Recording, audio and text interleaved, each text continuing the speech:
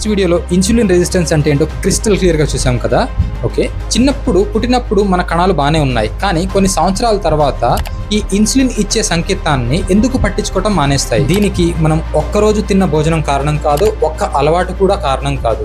మనం రోజు చేసే చిన్న చిన్న తప్పులు కొన్ని సంవత్సరాల పాటు కలిసి పనిచేస్తే ఈ మార్పు నెమ్మదిగా స్టార్ట్ అవుతుంది. ఫర్ ఎగ్జాంపుల్, మన బాడీకి కావాల్సిన దానికన్నా ఎక్కువ క్యాలరీస్ తినటం, తక్కువగా నడవటం, రోజంతా కూర్చోవటం, ఎక్సర్సైజ్ చేయకపోవటం, ఇలా చాలా కాలం పాటు కొనసాగితే ఫస్ట్ మన పొట్ట చుట్టూ ఫ్యాట్ ఏర్పడుతుంది. ముఖ్యంగా మన బాడీ లోపల ఉన్న పార్ట్స్ చుట్టూ ఫ్యాట్ డిపాజిట్ అయిపోతుంది. ఈ ఫ్యాట్ జస్ట్ అలా స్టోర్ అయ్యి ఉండకుండా కొన్ని కెమికల్ సిగ్నల్స్ని కూడా రిలీజ్ చేస్తుంది.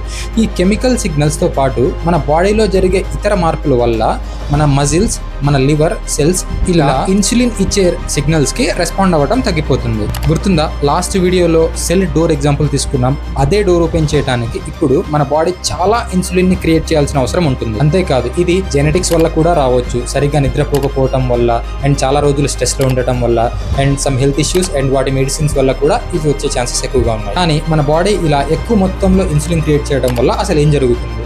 Type 2 diabetes, pre diabetes, fatty liver, PCOD, PCOS and heart diseases ఇవి ఎలా రిలేట్ అయ్యాయి ఈ ఇన్సులిన్ రెసిస్టెన్స్కి? ఇవి నెక్స్ట్ వీడియోలో సైంటిఫిక్గా ఎక్స్ప్లెయిన్ చేస్తాను.